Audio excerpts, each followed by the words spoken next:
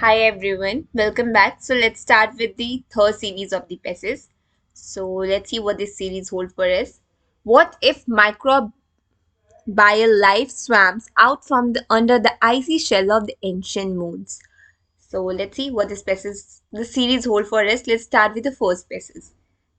Based on our commonly accepted Earth-based geocentric knowledge, water is one of the essential requirements for the first step of biological evolution. Down at the ocean bottom, fissures open and warm up the water with the heat of the magma lying deep below. Along those vents, active hydrothermal process in the re-emerging hot water provide a key mineral compound and element-rich environment to prebiotic synthesis when the building blocks of first cells are formed. So it's this passage is talking about how the water is most important for the existence or the first biological evolution. So what this say that based on our commonly accepted earth-based geocentric knowledge, water is one of the essential requirement for the first step of the biological evolutions.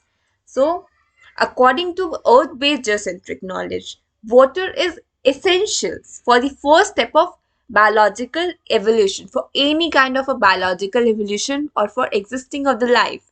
Water is most essential requirement. Down at the ocean bottom, fissures open and warm up the water with the heat of magma lying deep below.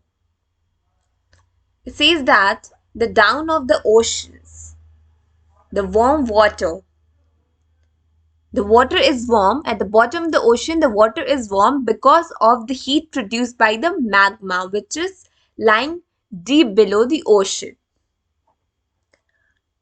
Along those vents, active hydrothermal process in the re-emerging hot water provide a key mineral compound and element-rich environment to the prebiotic synthesis when the building block of the first cells are formed.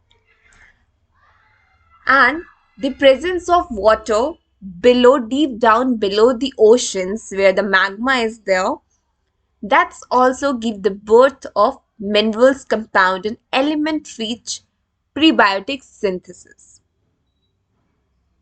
When the first cell form, there itself the first cell form.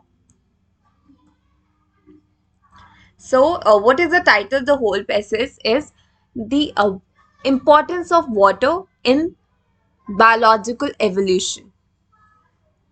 And what we can take from here is that the earth-based geocentric knowledge, water is one of the essential requirements.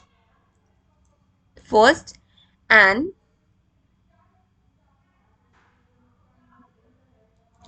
heat water present in magma resultant to the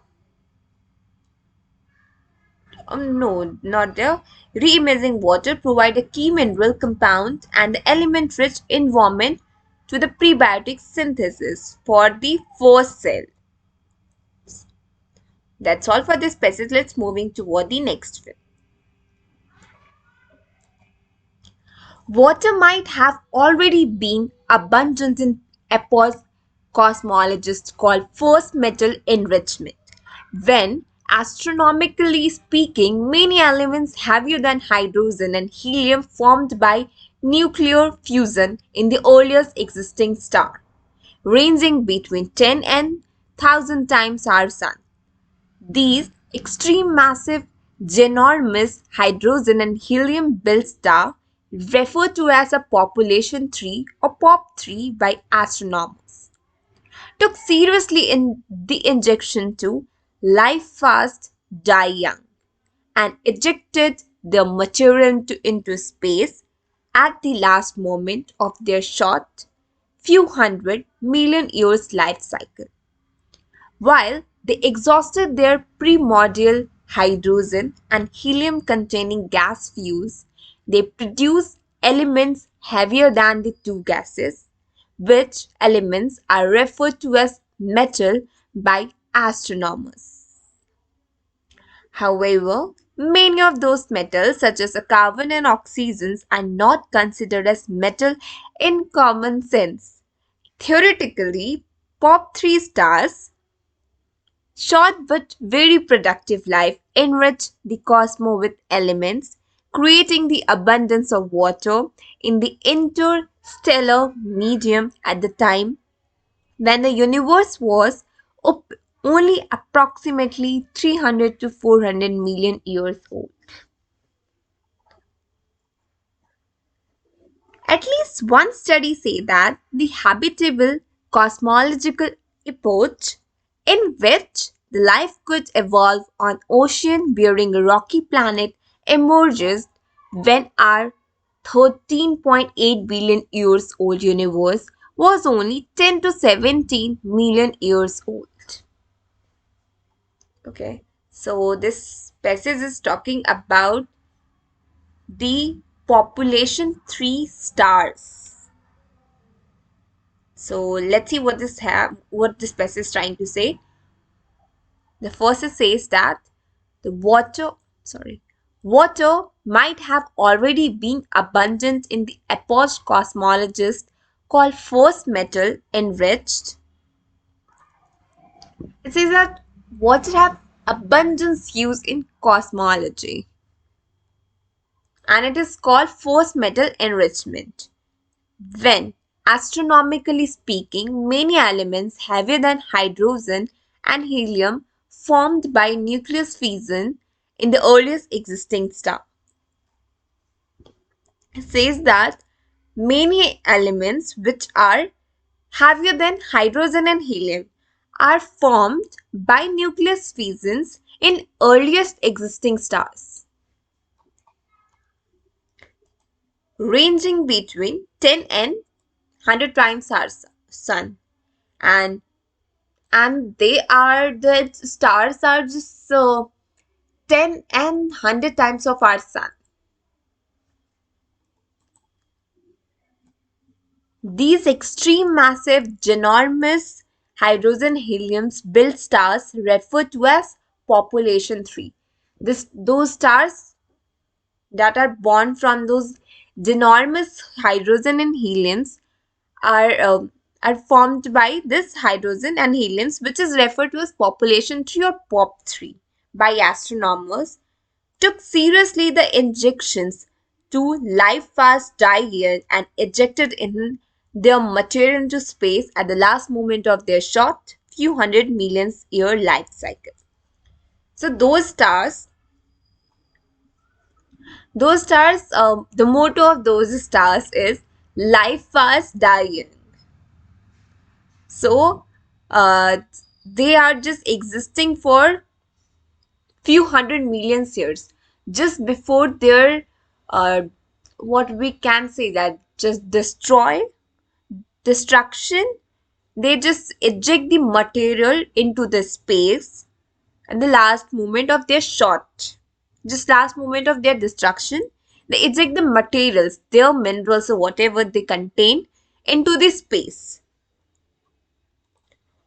While they exhausted their primordial hydrogen and helium containing gas fuels, they produce elements heavier than the two gases, which elements are referred to as metal by astronomers. The elements of the gas produced by those stars are referred to as metals. However, many of those metals, such as the carbon and oxygens, are not considered as metal in common sense. So some of the metals which are produced by those stars, among those are carbon and oxygens, which are not considered as a metal. Sorry, I don't know why my mouse is not working properly. Theoretically, POP 3 stars short but very productive life enrich the cosmos with elements creating abundance of water in the interstellar medium at the time when the universe was approximately 300 to 400 million years ago. The role played by those POP 3 stars are very crucial. They are full of the elements and there is abundance of the water universe is getting from them. when this universe is about 3 to 400 million years ago. At least one study says that the habitable cosmological epoch in which life could evolve on ocean-bearing rocky planet emerges when our 13.8 billion year old universe was only 10 to 17-year old. So the water or cosmological habitat, or we can say the life or oceans are on the planet, emerges in the planet when our universe is just 10 to 17 million years ago. So water is there since our universe is such young. So what the title of this whole piece is, the role of pop stars in water water and heliums and hydrogen. And what we can take from here is that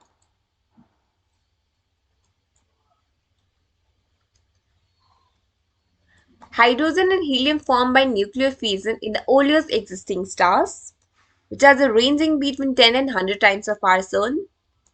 And those stars are known as POP3, population 3 or POP3. And they seriously took injections of life fast die young. Their lifespan is smaller than any other stars and ejected their material into space the last moment of their short few hundred million years life cycle. They exhausted their primordial hydrogens and helium containing gas fuels by produced element heavier than the two gases, which elements referred to as metal. And carbon and oxygen are not considered metal from those stars. Pop 3 stars short but very productive light enriched cosmos with element creating abundance of water in interstellar medium. That's it. And moving toward.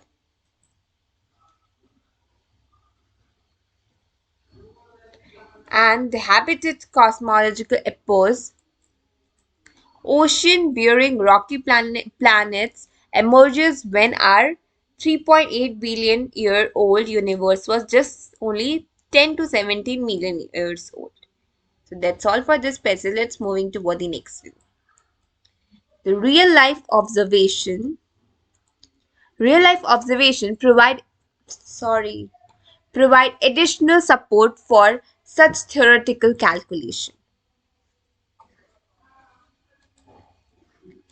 One of the oldest observed planets, PSR B162026, sounds like a droid from Star Wars, often called planet Methuselah, is approximately 12.7 billion years old.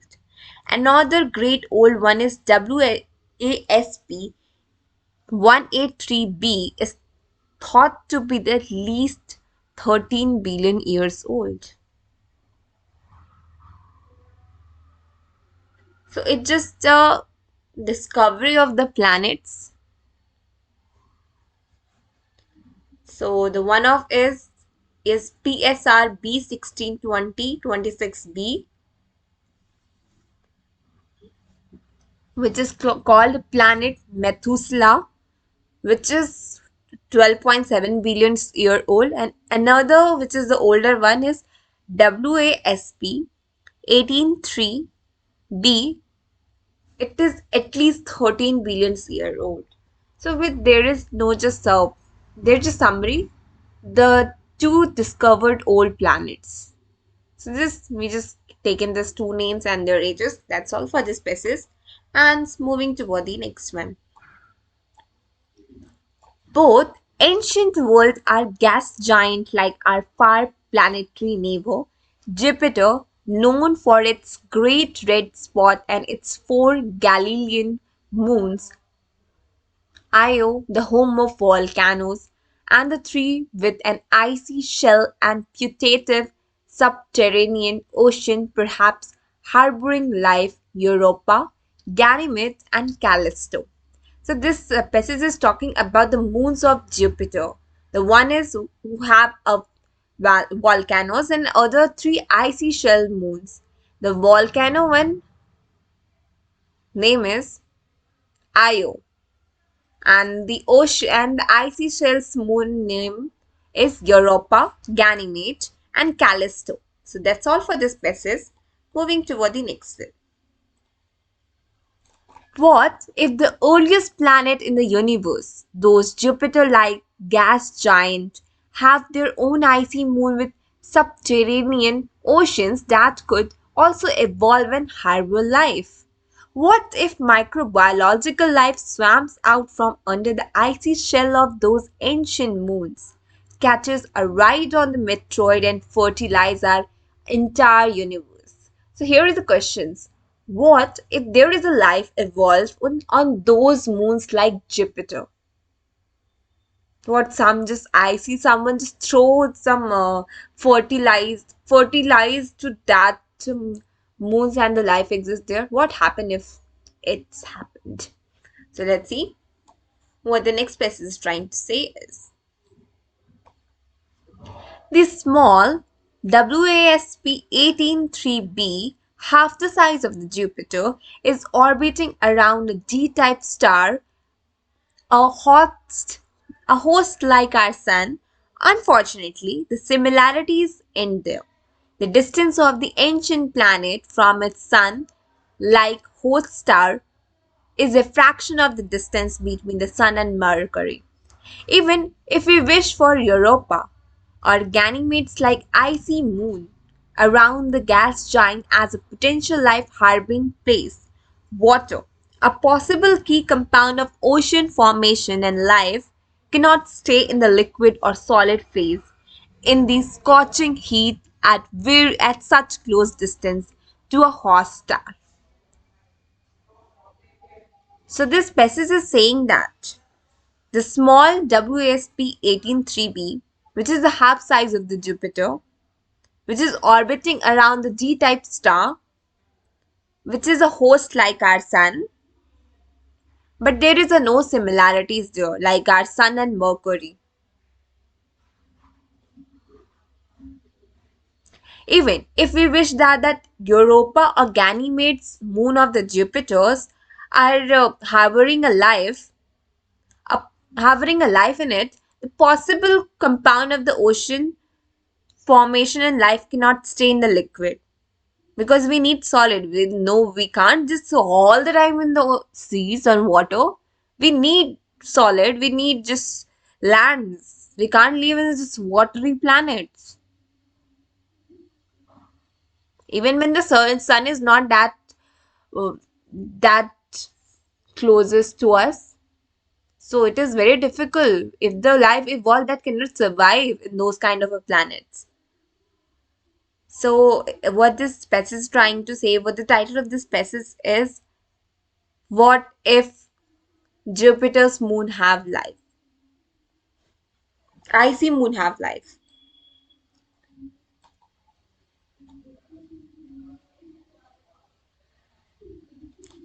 A gas giant as a potential life hovering place, water, a possible key compound of ocean formation, cannot stay in liquid or solid phase the such heat as such close distance to the hot star.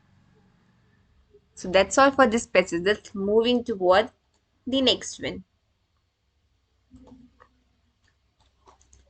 This led me to Methuselah, more than twice as big as Jupiter, and living in a binary star system of Pulsar and White Dwarf.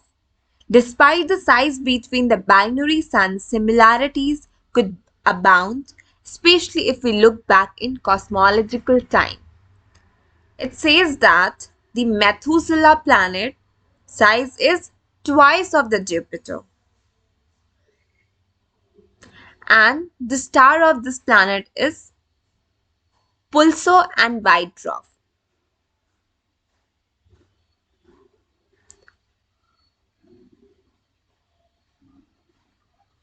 But there is a difference in similarities between the sun of this planet. So that's all for this species. Let's moving toward the next one. Originally, Methuselah was born out of protoplanetary disk, swirling around a sun-like progenitor star in a similar setting to the Sun and Jupiter. Later, the star system was captured by a neutron star and its companion. During such an exchange, the couple broke up, and the companion of the neutron star was left behind. At the start of a new chapter in the life of the neutron star, a fresh relationship was formed when the host of Methuselah became the latest member of the binary system. Time passed and the sun-like star turned into a red giant feeding the neutron star, later a pulsar with its material and ending up as a white dwarf. Yet, Methuselah witnessed this transformation at a safe distance and continued its orbit undistributed around the binary star system that served as its new host. A theoretical icy satellite of Methuselah, similar to the moon of Jupiter, is still a candidate for the origin of life. Could such icy satellite be the ground zero location of the life in the universe? This passage is describing about Methuselah, how it's born and how it's work. What it says, firstly, how Methuselah borns. Originally, Methuselah was born out of protoplanetary disk swirling around the sun-like protogenitor star in a similar setting to the Sun and Jupiter first, and later the star system was captured by the neutron star and its companion. Firstly, the Methuselah was born when by swirling around progenitor star, which is similar to Sun and Jupiter. Later, that star system is captured by neutron star and its companion. During During such an exchange, the couple broke up and the companion of the neutron star was left behind. Then the Methuselah star joined the companionship of the neutron star and its companion. After his joining, the neutron star companion broke up with him and neutron star was left behind.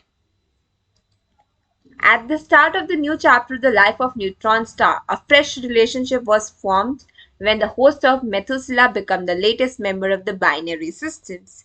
Now, there is a relationship between neutron star and Methuselah. But when time passes and the sun-like star turns into red giant feeding the neutron star, later a pulsar with its material, the ending up a white dwarf. But with the passing of the time, there is another red giant sun-like star feeding neutron with its materials, and now the neutron star turning into end up with white dwarf. End up as a white dwarf. Yet Methuselah witnessed this transformation at a safe distance and continued its orbit undistributed around a binary star system that served its new host. Now Methuselah team up with the binary star system, which is now new host. A theoretically icy satellite of Methuselah, similar to the moon of the Jupiter, is still a candidate of the origin of life with such icy satellite by the ground zero location of the life on universe. Theoretically, there is a question arise that the satellite of moon, which is a satellite of Methuselah, which is the similar to the moon of the Jupiter, still had it still had the potential for the origin of life. So it says that there is a question that could such icy satellites be the ground zero location of the life in the universe? Is there possibility that the life exists there? So what is the title of this whole passage? Is relationship history of the Methuselah. And what we can take from here is that how the first Methuselah was born out of protoplanetary disk swirling around the sun like progenitor star, and later star system captured by the neutron star and its companion.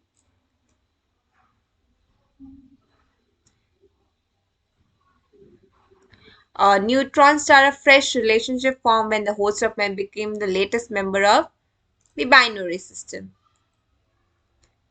Sun-like star turned a red giant, feeding the neutron with its material ended with a wide draft, and yet Methuselah orbiting undistributed around a binary system and serve as its new host. That's all for this species. One more line. A theoretically icy satellite of Methuselah, similar to the moon of Jupiter, is still candidate of the origin of life. So that's all for this species. So with that, I'm just ending this video. Hope you guys like it. Let's see you tomorrow with the another series of this Aeon topic. As of now, have a great day.